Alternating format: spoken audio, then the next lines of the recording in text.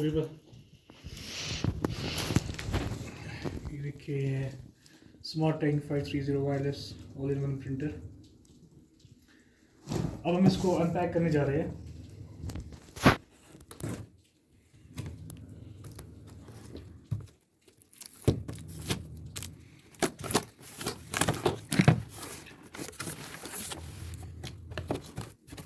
ये इसकी फोटोज मैंने इसे एक्स्ट्रा मंगवाई थी, तो मुझे इसका ध्यान नहीं था। इसके साथ ऑलरेडी HP ब्लैक इंक्स है और कलर्ड पिंक्स इंक्स भी। ये रही 3 कलर और 3 ब्लैक इंक्स, बढ़िया है। और इसको जो वाला टॉप पोर्शन है इसमें एक तो यूज़र मैनुअल अटैच्ड है और इसमें 2 कैटराइट्स है।